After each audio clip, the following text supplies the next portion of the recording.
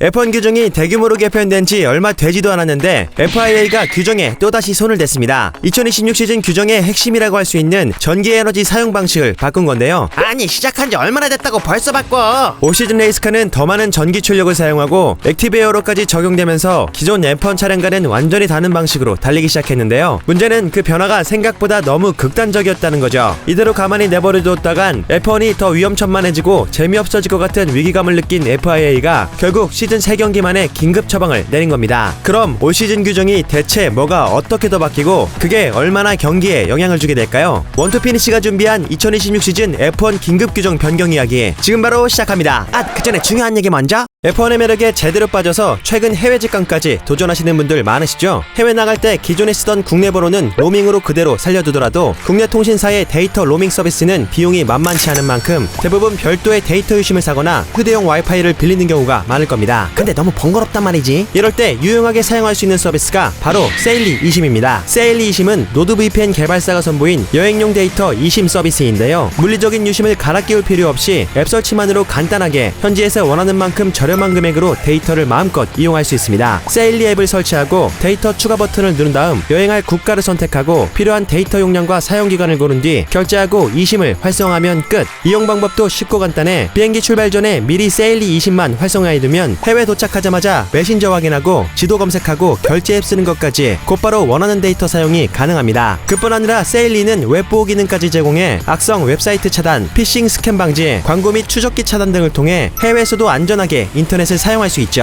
야, 쾌적한데? 지금 바로 세일리 앱을 다운받고 쿠폰코드 원투피니시를 입력해 15% 할인까지 누려보세요. 화면에 보이는 QR코드로 접속 시 할인이 자동 적용됩니다. 복잡한 해외 현지 데이터 사용 이제 세일리와 함께 쉽고 간편하게 누려보세요. 이번 규정 변경을 이해하려면 먼저 2026 시즌의 F1 레이스카에 어떤 문제가 있었는지부터 알아볼 필요가 있습니다. 가장 큰 문제는 한마디로 차가 너무 이상하게 느려진다는 것인데요. 올 시즌 들어 파워 유닛의 전기 출력 비중이 커짐에 따라 레이스카들은 순간적으로 굉장히 빠른 속도를 낼 수 있게 됐죠. 그런데 문제는 그 힘이 오래가지 않는다는 겁니다. 배터리 에너지가 제한적이다 보니 차가 한 랩 내내 풀파워로 달릴 수 없게 됐고 각 팀들은 배터리를 충전하기 위해 여러가지 극단적인 에너지 관리 전략을 쓰기 시작했죠. 중계에서 한 번쯤은 들어본 적이 있을 리프트 앤 코스트, 슈퍼 클리핑이 바로 그 주인공들입니다. 리프트 앤 코스트는 드라이버가 브레이킹 포인트 전에 가속 페달에서 발을 떼고 차를 굴리면서 에너지를 아끼는 방식이고 슈퍼 클리핑은 드라이버가 풀스루트를 밟고 있는데도 MGUK를 반대로 작동시켜 배터리를 충전하는 방식입니다. 쉽게 말해 드라이버는 가속 페달을 밟고 있는데도 차가 힘을 덜 쓰고 오히려 속도가 줄어드는 상황이 생기는 거죠.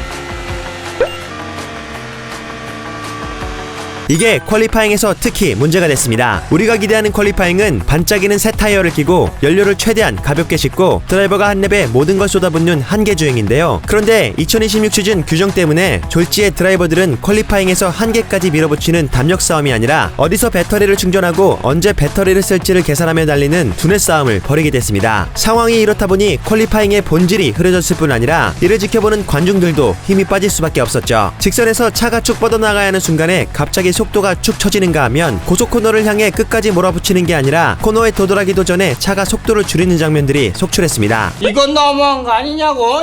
올 시즌 차량의 두 번째 문제는 안전입니다. 2026 시즌 규정에서는 각 차량들이 어떻게 주행하느냐에 따라 전기 에너지 상태가 제각기 달라질 수 있습니다. 어떤 차는 배터리가 남아있어서 부스트를 쓰고 어떤 차는 배터리가 바닥나 출력이 부족해질 수도 있죠. 하지만 만약 앞차가 배터리 부족으로 속도를 늦추는 상황에서 뒷차가 부스트를 쓰면서 전속력으로 달려온다면 두 차량 사이에 갑작스러운 속도 차이가 크게 벌어지고 이로 인해 위험한 사고까지 이어질 수도 있습니다. 일본 그랑프리에서 올리버 베어먼이 겪은 사고가 바로 이런 위험성을 보여준 대표적인 사례였죠.